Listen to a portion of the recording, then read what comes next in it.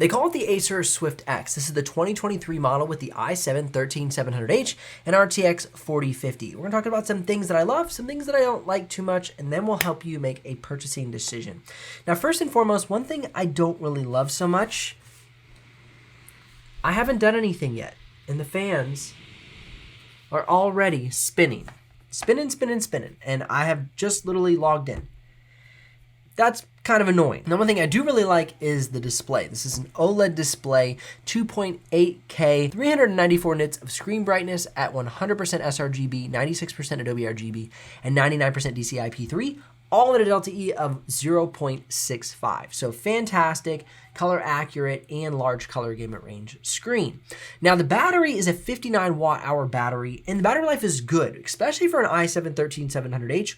We're seeing about 9 hours of productivity, about 7.5 hours of streaming video playback, close to 5 hours for Photoshop work, and then about 3 hours, if you're lucky, for Premiere Pro video editing. Now, keep in mind that's at 20% screen brightness with Windows battery saver mode turned on, the screen set to 60 hertz refresh rate, and then the laptop just kind of does its thing. It doesn't really have any sort of fan mode settings. That's another thing I'm not in love with about this laptop, is there's no simple control your fan mode settings in regards to the Swift X series.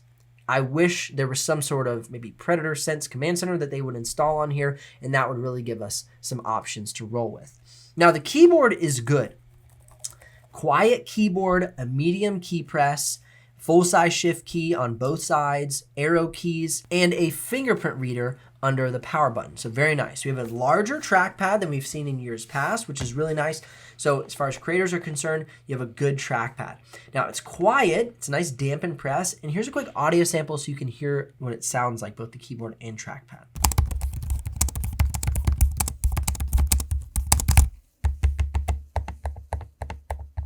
And if you're curious what the speakers sound like, here's a quick audio sample for you.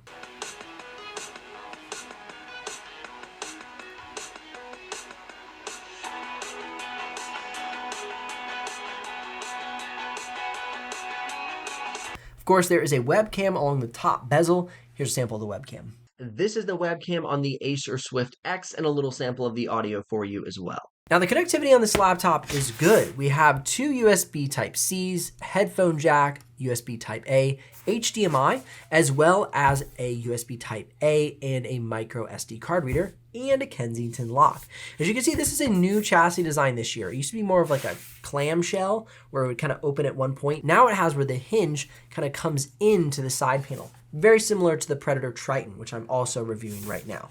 But when you go ahead and you open it, it opens very smoothly, very nice. No bouncy screen. I mean, that is amazing. I mean, it literally just drops right into place. Now, there is quite a bit of screen flex there, but the wobble is not much at all. Now, let's go ahead and check the press on the top cover.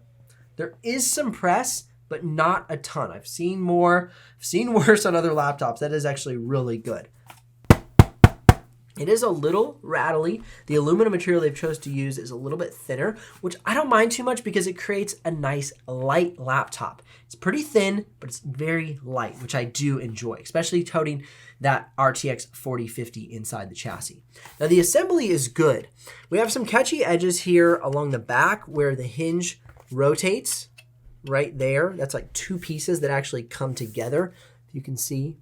So it's not the best installation of the bottom cover into the side panels that I've personally seen, but it is using good materials, which I do like. In regards to the upgrade path, you cannot upgrade the RAM. This to me is a little bit of a killjoy because you're stuck at 16 gigs of RAM, but in the performance benchmarks, you'll see that this laptop does have good performance. Now, you can upgrade your M.2 drive. There is an M.2 slot. You can swap out your storage so you're not stuck at 1 terabyte.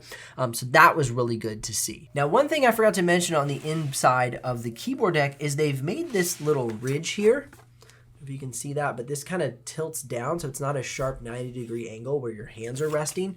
So it doesn't kind of cut into your forearms, which is nice. So it's nice and soft. It's really comfortable to type on. That was a nice little design feature that they added that I think was really thoughtful. Now going ahead and looking at the performance benchmarks, you can see that in Geekbench single core, we're seeing good results with the single core performance. Now in multi-core, it kind of dips a little bit with that i7-13700H, which surprised me a little bit. I thought it'd get some better multi-core performance. And you can see in Cinebench R23 the same story. Good single core performance, but then a multi-core drops down the charts quite a bit.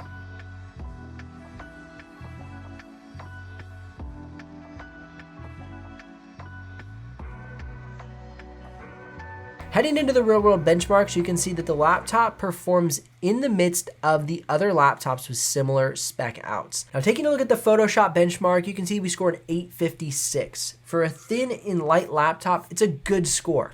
Not great, especially for the price point. This is about a $1,500 laptop, and we're seeing other laptops at about the same price get equal to or better than scores. Now this is a 14-inch, so you could get something like the Asus Zephyrus G14 for around the $1,600 price point, and that would bump you up to roughly a 923 inside of Photoshop. But you also have the ability to upgrade your RAM, which could substantially increase your performance inside of Photoshop.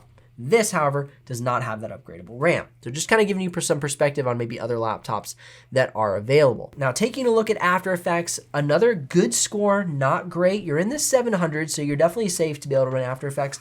But what I find is After Effects really likes RAM, and at 16 gigs of RAM, it's going to use that up pretty quickly. So you may find some bottlenecks here or there with that aspect of the system. If you're considering some light 3D modeling, this laptop has you covered. Honestly, really good scores out of this laptop, especially considering a year or two ago that some of the top laptops that you could buy at probably triple this price were getting around these scores. Now, compared to laptops that are available on the market today that are the top spots for 3D modeling benchmarks, these are not the best scores.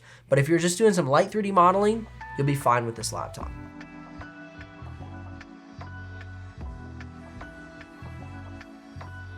If you're considering this laptop for video editing, I would definitely use it for 1080p or 4K video editing. 6K just has a little too many drop frames for me to say, yeah, all in, let's do some 6K video editing. As you can see, 6K B-RAW, we had 4,167 drop frames.